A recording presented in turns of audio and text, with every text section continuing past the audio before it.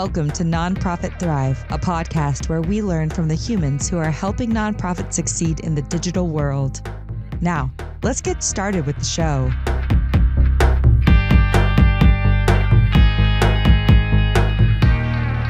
Welcome. I'm Ben Freda, host of the show, where we share stories of leaders in the nonprofit space, the people behind the organizations, the foundations, the companies that help nonprofits change the world. Past guests include Emily Culbertson, who is a website strategist who helps nonprofits when things go sideways. That's her specialty. Really interesting episode with her. Listen to that one if you're interested in how to dig yourself out. Another recent episode we released, we recorded an interview with Hillary Wardinger from Save the Children, who talked about knowledge management. She runs knowledge management at a program of Save the Children called the Healthy Newborn Network. She talked a lot about how to get life-saving info on newborn health to different people's hands. It was super interesting. So if you're interested in knowledge management and sending information, making sure people can understand that information, that'd be an interesting one to listen to. Before we get to today's guest, which I've been looking forward to for a while, I have to tell you this podcast is brought to you by BFC Digital, where we help nonprofits thrive on the web. If you work at a nonprofit or a foundation or another type of social change organization, I'm sure you know that unless you're doing a big old chunky project with a budget in the tens of thousands, you might find it tricky to find reputable, responsive, friendly, day-to-day type help for your web issues. That needs to change. At BFC Digital, we help our clients succeed on the web by being the web colleagues, web developer colleagues you wish you had sitting in the desk next to yours, or maybe working from home at a place accessible over Slack. We can help you fix your bugs, evolve your web presence, design new campaign pages, integrate that new donation system your fundraiser's so psyched about. And we try and do all of it by treating you like a human, by treating you like a person without ever making you fill out a support ticket and leading with responsiveness and kindness. Go to bfcdigital.com to learn more. So today, very excited, we have Rachel Rossos Gallant. I've worked with her for a while. She is Vice President of Marketing and Membership at the League of American Orchestras. There, she is responsible for maximizing earned revenue, fundraising, engaging members, and cultivating a proactive member-centric culture. I met her because we've worked on a couple of website projects together, one for the main website for American Orchestras and another for their member magazine, symphony.org, and we'll get into those. She actually has a lot of experience working in orchestras before working at the League. She was with New York Phil, that's New York Philharmonic. She was their director of relationship marketing, where she helped reverse declining subscription numbers by increasing customer loyalty. And as you might expect of somebody who's worked in orchestras for so long, she's also a singer, a songwriter, a producer, and a poet who collaborates on recording projects with her husband, who's a jazz pianist named Michael Gallant. She also performs with him in an indie rock band called Oracle. Rachel, thank you so much for joining us today. Thank you. I'm glad to be here. Did I pronounce Oracle correctly? You did. Yes. Okay, it's pretty, and I want people to know this. It's AURICAL. Find it on Spotify. Are you guys on Spotify? Mm-hmm. Yep. Okay, excellent. Yeah, we're on all the services. Yeah. So tell me first. You're sort of into musicianship, songwriting. When you were a kid, was that sort of your first love? How did that come about? I always loved music. And I remember asking for voice lessons when I was real little. Mm-hmm. I loved Madonna and singing along with Madonna. That was, but I grew up in a small town, so my parents couldn't find voice lessons for me right away, but they started me on keyboard lessons, and I was lucky enough that, in school, we still had music programs. So I learned mm-hmm. recorder in school and violin in school. So I got started in music, basically in elementary school. Cool. And where did you grow up? To the singer-songwriter thing in high school. I grew up in central New Jersey. Okay. All right. So small town, you start getting involved in music, and in high school you moved to playing with other people and stuff. Yeah. I there was like a talent show coming up and somebody posted on the notice board we had, this was back when email was DOS based. And so, so she posted in one of the boards that she was looking for somebody to do Indigo Girls music with her. And I had never listened to Indigo Girls, but I said, I'm learning a guitar. I can do this. And so that's what got me started on the whole singer-songwriter thing. So you guys wrote your own songs in high school? I wrote some, yeah. Are they any good, looking back? Yeah, they're pretty good. They're decent. I've always wondered about why it seems that of all the art forms, creative forms, writing pop music seems to be possible when you're 18, 19, 20, 21. You know, really good pop music. You know, there's a rawness at that age. You know, you're not second guessing yourself yet. Do you think that's what it is? I don't know. For me, I definitely had periods when I got to be a little bit older where I was second guessing myself, and I'd have dry periods. For sure. So, yeah. You're judging what comes out, and maybe when you're 17, 18, you just don't know how to do that yet. I guess, I suppose. Yeah. Or you're feeling so many emotions that it kind of doesn't matter. yeah, totally. I was listening to, of all bands, like the Rolling Stones for some reason. I think I was on shuffle and I was with my kids who were 12 and 8, and we were driving around California on Easter break. And that Rolling Stone song's Gimme Shelter came up. And I don't know if you know this song. It's a rock and roll song, whatever. But it's so complex and layered and interesting and smart and I think great. And, you know, they were 21 when they wrote it, you know, and it's bizarre to think that, you know, among other things, I mean, I was such an idiot at 21 that you could create such beautiful stuff. Anyway, so all I'm saying is I believe you that your high school songs were pretty good. Do you still have them? Yeah. I'll have to send you some links to them. They're on Spotify too. Oh, we're definitely putting links to this in the show notes for this podcast. We're putting all those things. So you get into Indigo Girls covers and writing your own music in high school, and then what happens? I also finally got my voice lessons, and they were classical based. It was through the school, and it was classical based. So I have that foundation now because of that. Gotcha. Yeah. Gotcha. And so did you decide you were going to try and go to music school for college, or was that not part of it? Well, actually, I thought I was going to do creative writing in college. And it wasn't until my senior year, after I'd already done all the applications and all of that, that I realized that I wanted to focus on music, because I was taking AP music theory at that point and getting a lot deeper into more aspects of music. And so it was like late senior year of high school when I decided music major. That's what I want to do. Mm-hmm. So I was looking for schools that had strong music, but also had strong creative writing programs. Got you. Do you write lyrics for songs as well? Mm-hmm. Yeah. And do you find that, how do you find that process compared to, like, I guess it's similar to poetry? It's similar to poetry, but it has a different rhythm to it. At least for me. It can be, it can be harder when it's not flowing. You know, with poetry, there's so many different forms and meters that you can play with. So if something's not working, I can shift and try something different. And I'll be able to spit something out. It may not be the best thing ever, but it's easier to keep that practice going. I find it harder with the song lyrics. If it's not coming, it's not coming. Really? And so you have to put it away and try again later or not. Yeah. Do you still write now? I do. So you write poetry? Not as frequently as pre-pandemic, but it's because things are still settling from these last few years. But yes, I'm still writing, still recording.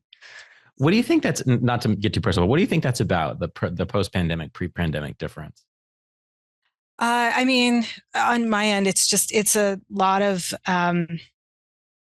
rebuilding old habits and old connections. And then also from a work perspective, there's just so much more to do now. And so getting back to that balance between them is, it's challenging, because even, as you know, everything's more digital now in all spaces.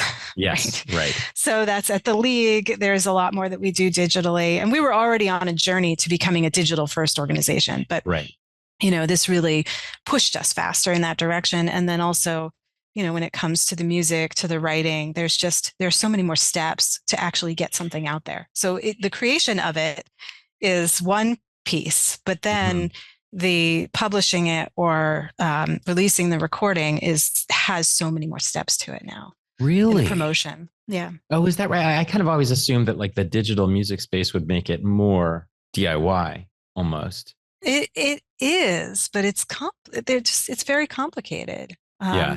If you want people to hear it, if you do it right and you want people to hear it, that's where you have to put in the time. And you'll hear if you were interviewing a lot of creators, you would probably hear the frustration. And I've read like influencer interviews where they complain about how they spend so much of their time doing the promotion that it eats away at the creative time. For sure. Yeah, totally. So you're talking about releasing on Spotify, for instance, or do you still do like shows, like in-person shows? I want to get back to it. That's one that got paused when everything shut down. And our goal was, my husband has started doing some, and then our goal is to start getting Oracle back out there as well. And so we're coming up with the strategy of which venues and what timing and all of that to come back out. Right. Optimally, would you play like once a month, once a week? What would be or is that way too much, way too ambitious? Oh, I don't know. I mean, optimally, I would just be out there playing shows all the time. Every day. I mean, that's I love that. So being on stage, you like that part of it? Yes, I do. Is there any nerves that involved with that? Absolutely. Yeah. I get a lot of stage fright, but that happens. It's the same thing. Like when I was at the New York Philharmonic and I was doing a lot of customer service trainings with front facing staff. Every time I'd have to get up in front of them, there was a little stage fright then too. It's the same thing. Yeah. And you just like learn how to overcome it, or how to do it, not overcome it, but like do what you have to do despite it. Yeah, exactly. Just realize that's going to be part of the process. Yep. I feel like that's in part like what becoming an adult is like realizing, wait, I'm not going to change. My innate responses are not going to change that much, but I'm just going to learn to like live with them. You know what I mean? And like, I'm never going to be perfect. I'm just going to be able to adjust, or like able to just go through and do my stuff anyway. And to take care of yourself beforehand so that you're set up for success. Because some of it is also knowing, if you know what your triggers are, you know what your like your nervous responses are, then you can do things leading up to train yourself to make it easier. Yeah. What was your favorite performance that you've ever done with your band, for instance? Anything that's like most memorable?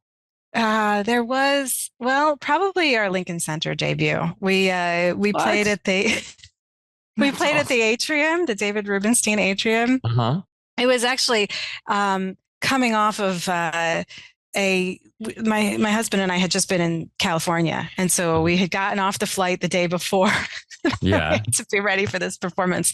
But it was the nice big listening audience, great sound system. The staff at Lincoln Center are amazing. So we really felt taken care of, and it was a really good show. We had a really great show. That felt good. That's really cool. Yeah. What about the worst one? Worst performance? Most annoying? I guess is there any such thing as a bad performance? I don't know. I don't remember that. I think I've blocked the worst, but there have definitely been issues with sound systems, or there have been, those times when like two people show up and you play the show anyway because two people showed up, but there are only two people there. So yeah. And I mean, but you're still playing a show, I guess. And it's like, maybe you have to rehearse anyway, or I don't know. Well, and you're still connecting with people. That's the thing for me, is the connecting to people through music. So, and that's one of the things I miss. So even though, I do a lot of recording, it's, and that's actually a space that I feel really comfortable in, because I was even doing that in high school when my dad was recording music. And so, but there's something about that, playing for somebody in person and just connecting and That's the magic. So more than like, oh, hey, I got 1,000 listens on Spotify or whatever. It would be that's more exciting too, but yeah. it's not the same. It doesn't have the same emotional feeling Yeah, because you don't know who those listeners are. You don't know how much they were paying attention. for sure. Um, it's nothing like playing a show and then seeing the look on someone's face or hearing from them afterwards what they felt. That's got to be like almost addictive, I would think. Yeah. Yeah. That's pretty cool. I wonder too if maybe that was why do we even like music, right? Like what is it about me? Like what is it about the human brain that's like seeking this out? And maybe it is sort of that's part of it, right? Like that idea that you're understanding somebody or that somebody is understanding you on like a deeper kind of level, maybe. I don't know. I mean, I think that's part of the magic of orchestral music is because you're in that space and you've got 100 musicians that are connecting to each other and connecting to you. And here you are with hundreds or thousands of other people in a listening space, because Right. orchestra concerts are usually listening experiences. Right. Where you're all sharing that and you're sharing those emotions. It's Yeah. pretty powerful. Yeah, that's pretty cool. How did you get into orchestra specifically? So I was a freshman at Columbia. Uh-huh. And one day I was coming back from class and I saw a poster on the wall saying that there was an internship opportunity at the New York Pops Orchestra. Okay. And I thought to myself, I'm in college, I'm a music major, so I should get an internship and I have a free period, so I'll apply. Yeah, perfect. Perfect. So that was the extent of I didn't know anything about arts management. I didn't know that was even a career path at that point. Wow. And so I applied, I got it, and then found that I really loved it. And so when the internship was over, they hired me as a development assistant, and I stayed there all through the rest of college. And then when I was graduating, my boss said to me, "Well, so what are you going to do next?" And I said, "I guess I'm going to have to get a job." And then I turned beet red because there I was at a job. Yeah. But it was also an internal aha moment. Like, oh, this doesn't feel like work. There's something here. Oh, I see. Yeah. For sure. As embarrassing as that comment was, it was was I guess illuminating. I have a job already. Yeah. That's really funny. So it was so you hadn't been an orchestra musician. You hadn't played in an orchestra before. You hadn't even been all that interested in orchestra music per se, or no? I had done when I was still doing violin. I had done a little bit, like in my small town. I joined the summer band, and I used to joke that I turned them into an orchestra. But they would give me like the flute parts or oboe parts because that's what was in the right range. Gotcha.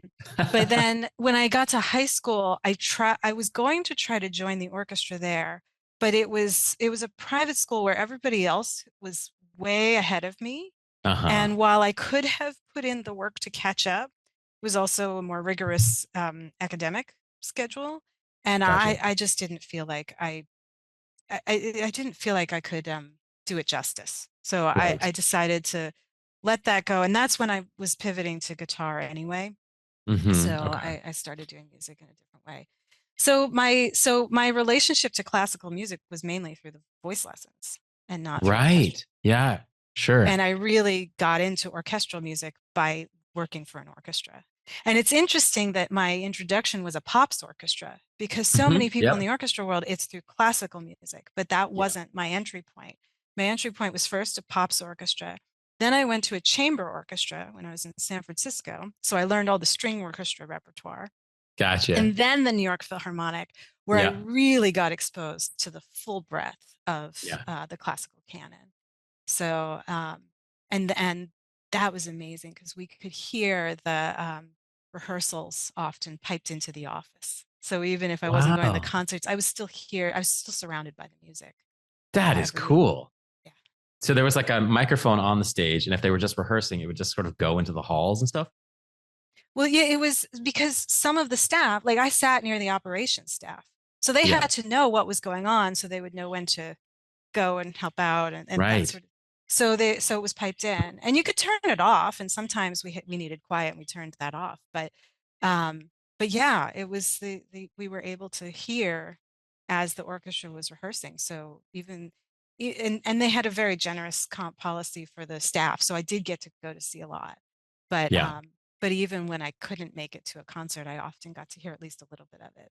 That is really cool. So before I ask you more about that, I just want to make sure, because I'm an idiot when it comes to this kind of stuff. So pops means popular music performed by an orchestra. Is that right? Yeah. Yeah. I do, that's the distinction that gets made. Not every orchestra uses that distinction. And I think that in general, as a society, we're way too invested in genres and definitions and all that. Sure. But and so that includes with orchestras. I think sometimes we're just too invested in the definition.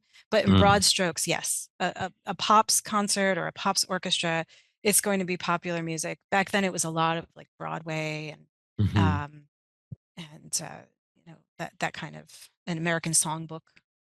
That kind of American repertoire. Songbook, sure. Yeah. And now it might be like, I don't know, who's the guy who did the score for like Star Wars and all those, Jurassic Park and stuff like that. Oh, like John Williams. Yeah, that would be part of it. And chamber is like 4 or 5 musicians, right?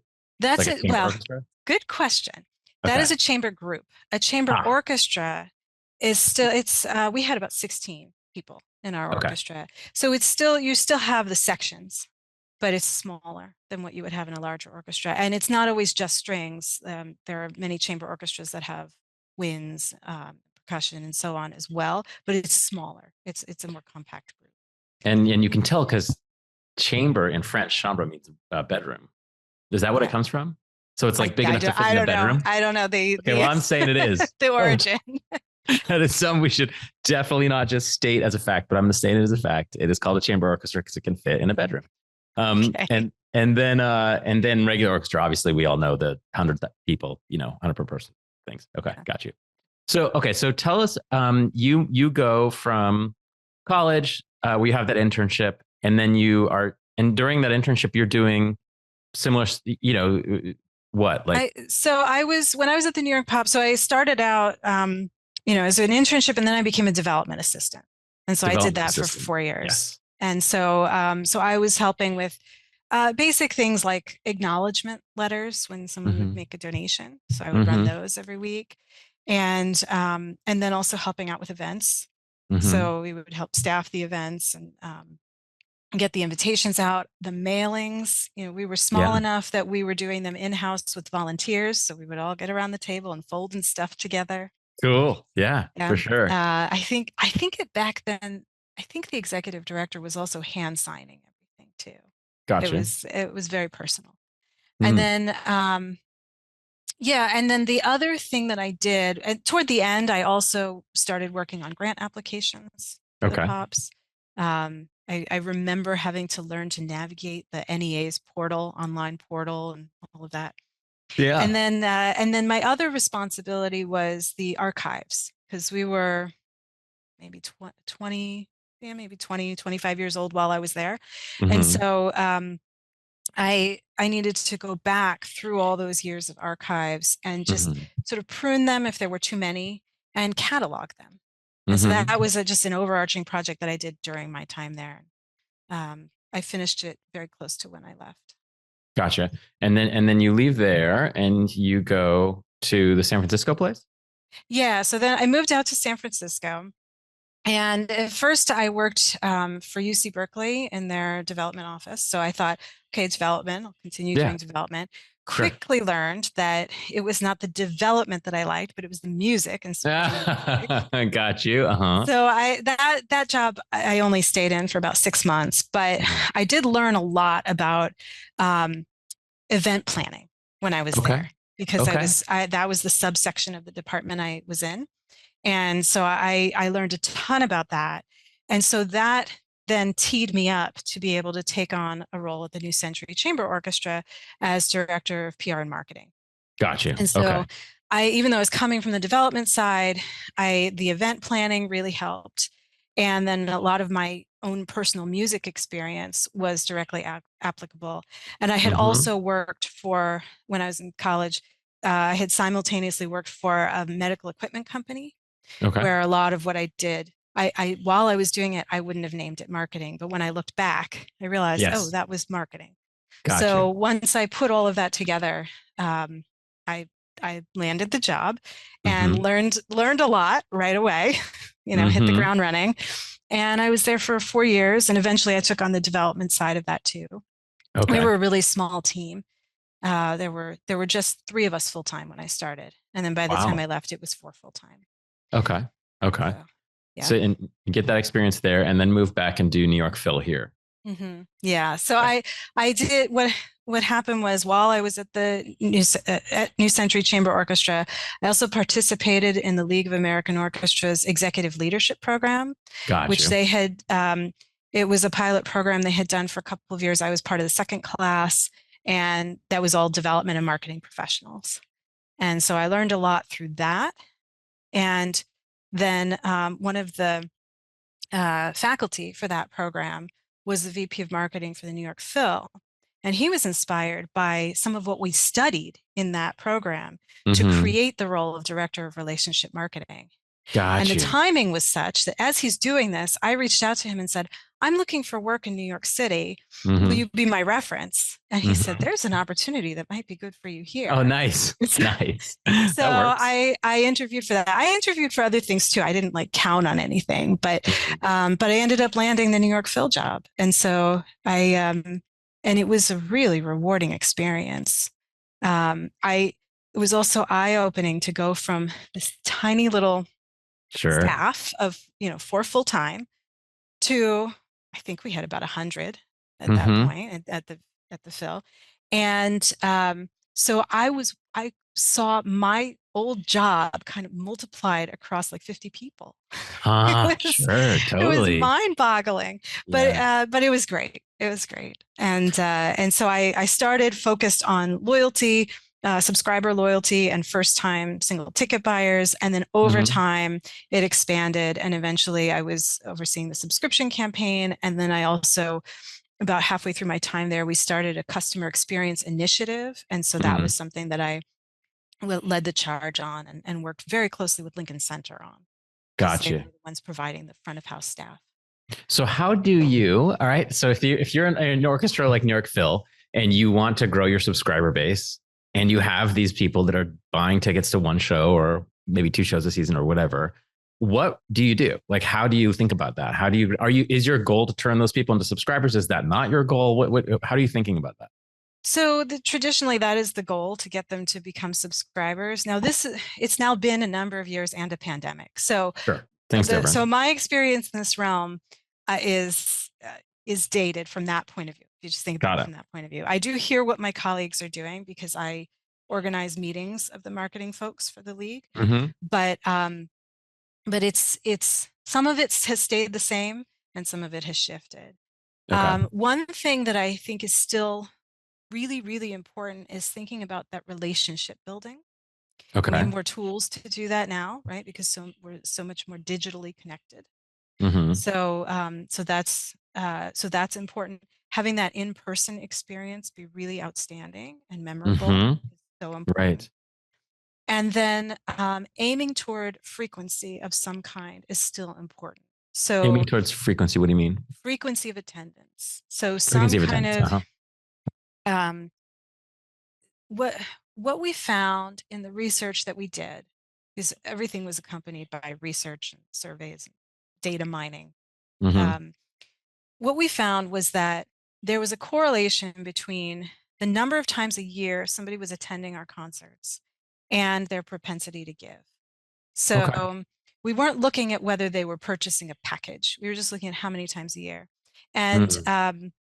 this was through a great research project we did with Prescott and Associates. Mm-hmm. And so the average, it was something like it was if somebody attended 15 times over the course of 5 years, so Okay. looking at sort of a longer time period, then they were much, much more likely to give. And I can't quote the percentage higher Right. anymore, but I Right. remember the Yeah. 15 over the 5 years. That was like the And tipping point. That was like the tipping point. So it was people an who, it was more important than if they had been attending for 50 years but only came 5 times over those 5 years. so, oh, wow, that's fascinating. Okay. Yeah. That makes Yeah. sense. All right. So when we saw this, I looked at that. I said, that's an average of 3 times a year, which is our smallest choose your own subscription package where you can pick and choose. Perfect. Yeah. So a lot of after that, a lot of what we did was we didn't just try to drive people into subscriptions. We also tried to create incentives to add on to the subscription. So if you were already going to buy 3 concerts, well, maybe there was an incentive to get a 4th one or even a 5th one. And there was one point when we were able to actually increase our retention rates and our number of subscribers after years of decline through some of these initiatives. So we did a lot around the packaging and the incentives, but then also there was just a lot of relationship building. I did a subscriber appreciation month where the biggest thing that we did was we printed 8,000 subscriber thank you notes to be personalized, to be put on their seats. Wow. And so it would be over the course of like 5 or 6 weeks of concerts. So we tried to hit every series once. If somebody was a choose your own, we could not guarantee that we were going to get to them because that could be anywhere in the season. But at least for our fixed package subscribers, we could make sure every package was represented.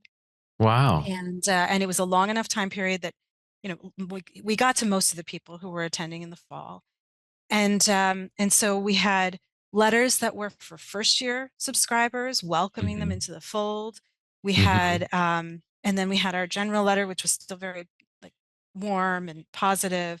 And then we had a special letter for those who had been with us for 50 or more years. Wow, and we cool. put a rose on their seat as well. Oh, that's so nice, though. I mean, imagine walking into a concert, not expecting anything, just to see a show, and have a little letter there with a rose that says your name on it. I mean, that's so nice. So that's what you mean by relationship building, making the people, having a relationship with the people that are coming. Yeah.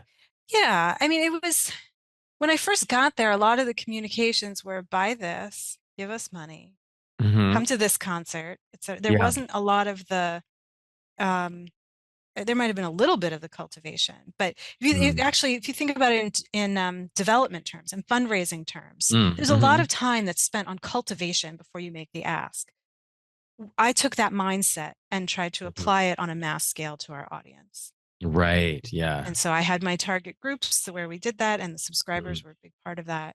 And so the stickiness increased while I was there. What are orchestras doing now? Now you work at the League, of course, and we haven't really gotten to this, but the League helps orchestras, right? I mean, that's the goal of the League, is to help orchestras, best practices, figure out how they're going to do all this stuff separately, because there's, I don't know, 1,000 of them or how many there are. More than that, more than me. But is this still? I mean, it must be a bit of a struggle during COVID, and now that COVID's over, maybe you're getting back to it. But are these still things that you advise orchestras to do as if they're part of your membership? Well, so this is an area where I kind of step back a little bit, and so that they can talk to each other about what's working, because things have changed. Yeah. And where, I mean, subscriptions have been, like, as a product, right, have been declining for a long time. That's people purchase differently, and they purchase later now. One of the things that I never got to do that a couple of orchestras are starting to experiment with now, and I'm really excited about, is this idea of kind of like with airlines, when you hit a certain number of points, then you get upgraded to the next level. So I wanted to do where, okay, you might not buy your 3 concerts all at once, but now, you've hit your 3rd concert this year, so now you get the subscriber benefits. They kick in automatically. And there were some technical reasons that it was a project. It wasn't just something we could do. And if I had been at the Phil for longer, with no pandemic, that would have been my next, like, big thing that I would have pushed for. But it's there is at least one orchestra, if not 2, that I remember bringing this. They brought it up in some meetings that I was in the last year. So I'm really looking forward to hearing how that works for them, because it's another way of recognizing what people are already doing and rewarding them for it. Right. Because also, another thing we did, so we would, first-year subscribers would get a little gift as they were entering the hall during the subscriber appreciation month. And actually, we might have done that all year long. I can't remember now. It's been a while. But so we had a little branded gift for them. And sometimes they would say, oh, I didn't even realize I was a subscriber. Because when they Oh, were making the funny. purchase, they were upsold into the 3 concerts and they got the savings, but they didn't then make the connection, I'm now a subscriber. Right. So there's also the communication aspect of reminding people you have this relationship with us, Right. Right. and we really appreciate that you have this relationship with us. For sure. Yeah. That's interesting. Do you still, how much are orchestras using? I've just been noticing, talking about this with other nonprofits, there is now kind of a sense of email overload, right? Like people are getting a trillion emails. How much do orchestras still use email to communicate? I imagine a lot. But you also have the benefit of an in-person event as well. Have you guys, has anyone started texting their constituents? Is that a bad thing to do? Because it'll just happen. The same thing will happen as has happened with email. What's your feeling on that? There's definitely texting going on, but it's more of a customer service thing.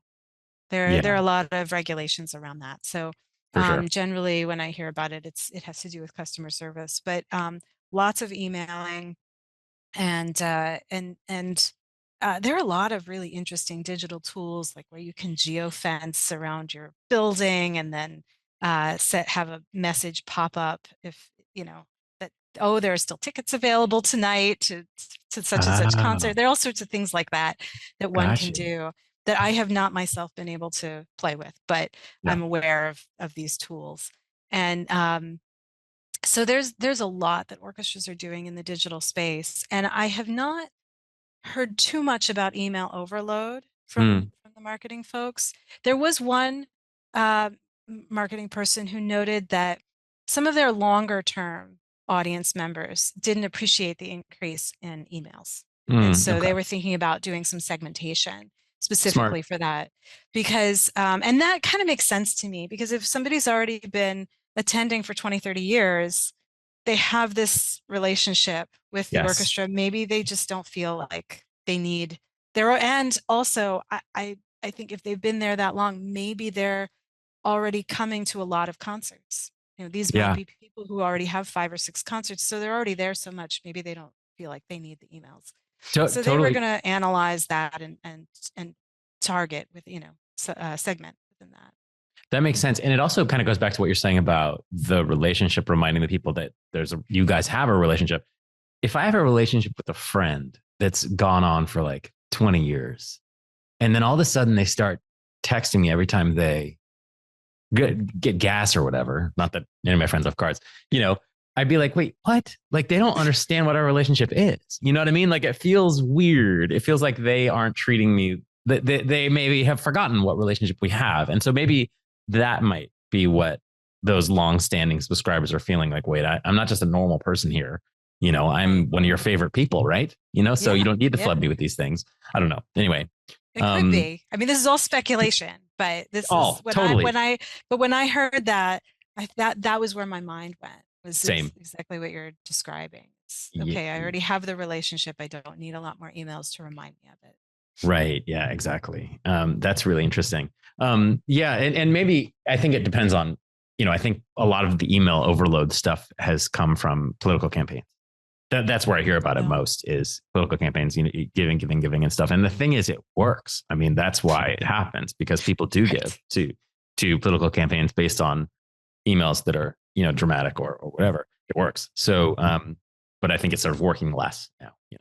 Well, Uh, that's a tricky thing with email mm, marketing in general, is getting yeah. the frequency right.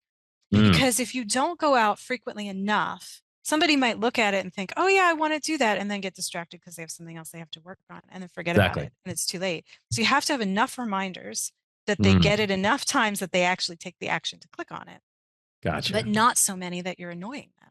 Yeah. So, and for The, every industry, that balance, and every organization, that balance is going to be a little different. But right. that's yeah, that's something we try to be mindful of at the league. And we actually created a member newsletter in order to keep from emailing people too much. Because Right. one of the things that has come out of the pandemic is that in this time we've actually exponentially increased our offerings to the field. And we Mm-hmm. are serving the field in more nuanced ways in more areas. And so because of that, there's a lot more to communicate about. There are a lot more, For we now have sure. regular webinars. And so that's Yeah. something to communicate about. And then new resources that we publish, or major things happening in Washington, D.C. with our advocacy team. And so with each one of these projects or new offerings, we need a way to communicate it out. And it used to be a dedicated email for every single thing. And so then we switched to having an every other week newsletter, so that if it was, if it was something that needed to get communicated, but did not need a critical mass of people clicking on it right away to engage with Yeah. it, then it didn't have to have that dedicated email. And that's really Right. helped. We still have a lot of emails, but it's better than it was, for sure. That makes a lot of sense. That's a really good approach. I had so many questions I wanted to ask you. Time is running very short. So I do want to ask an important question, which is that people have, you had a membership magazine called Symphony. And you decided, we're going to stop printing and mailing this to people. We're going to put it online. Now, a lot of people I've seen nonprofits consider doing this. And I'm just curious if you could reflect a little bit on the outcome of that decision. How well did that work? What were the good things that came out of that? What were the bad things that came out of that? Well, it's something that actually, as an organization, we had wanted to create a digitally native platform for Symphony for a long time. Mm-hmm. The editor-in-chief had been talking about it for years. Mm. And so we finally had an opportunity to pivot to that. We actually did not get rid of print altogether. We still publish once a year. Mm-hmm. But we've increased our circulation for the print copy. So it used to be, let's see, I pulled up this number earlier so I would know where we were coming from. Yeah, it used to be that we mailed to 13,000 people. Right. And then our estimated readership was 48,000, because they would often share it with their colleagues. Right. But now we've increased that to 17,000 people in order to include more roles at our member orchestras. And so Gotcha. I think that's also increased awareness of Symphony and the usefulness of it. So there's that aspect. And that's from the print side.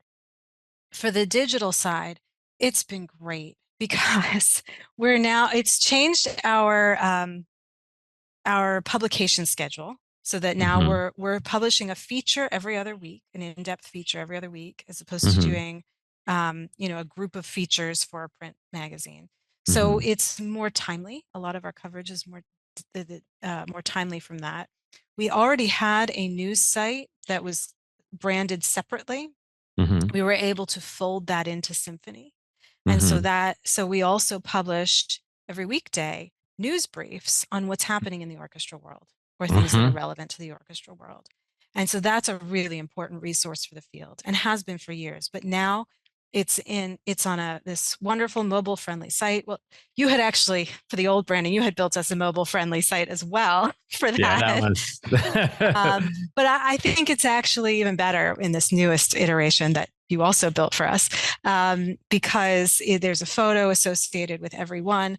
And with the RSS feed, we're able to send out the news to our Twitter feed. And now we've also signed up for Blue Sky. And so we have that automatically going out.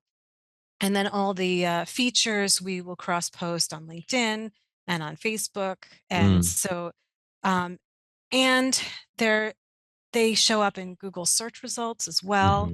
Yeah. And so it expands the longevity of this coverage and the audience for it. Yeah. And when we launched, and it was December 2022 when we launched, we had about 17,000 visitors coming per month those first few months. Now we're up to anywhere from 25 to 35,000 visitors a month. I've noticed that your visitors, your growth is good on this. Yeah. So people are really finding a lot of value in it. And so we're really happy with how that's gone. Yeah. Any downsides in terms of, people always talk about fundraising and stuff. Any downsides of not having as frequent because you used to, I think, mail the magazine 4 times a year, right? Yeah. So I mean, the downside, I suppose, would be less print advertising revenue. Right. But But at the same time, I mean, the print industry has seen declines in print advertising for years. Right. And so we were not immune to that. Right. So it sped up that decline, but we also now have digital channels to sell. So there's it's not the same level of revenue, but there's still some really interesting opportunities that we have for our business partners that they're able to take advantage of there. Like sponsored posts or whatever. Yeah. Ads in the online version of the magazine. Yeah, I can imagine that. Right. That makes sense. Okay, good. I'm glad to hear it. That's good. Yeah. Yeah, we've been really happy with it, and people sign up almost daily to get the RSS emails that send out. We send them out twice a week, and you can go to symphony.org if you want to know what's happening in the orchestra world. There you go. It's your one-stop shop. It is, and you guys do a great job of combining in-depth feature articles, like the type of thing you'd see in New Yorker, and also daily stuff about who's in, who's out at certain orchestras. Where are the jobs? What's the events that's happened to a certain orchestra? What are the things that are happening on a daily basis? I mean, it's a really nice combination that you guys have been curating. So it's not a surprise that it's growing, but a lot of, some effort on your part too, to create, obviously. Yeah, definitely. Cool. Listen, I had a bunch of other questions, but of course we're over our time. So my last question really is just if people want to learn more about you or about the league, your band, how do they find out more about you or the league or your band? Okay. Well, just for me, they can go to rachelrossos.com, and I link out to all my projects from there. So that's a good starting point. For the league, AmericanOrchestras.org is our main website. So if you're interested in learning more about membership in the league or digging into some of our topic resources or our webinars, that's the place to go. And if you're just interested in news about orchestras, symphony.org, and sign up for the emails. They come twice a week. We'll keep you up to date. And they're nice. They're nice looking too. Yes. The emails. Yes. I get them as well. All right. All right. Great. Thank you so much for joining us. This has been a lot of fun. I really appreciate it. Thank you. Thanks for having me. Thanks for listening to the Nonprofit Thrive podcast.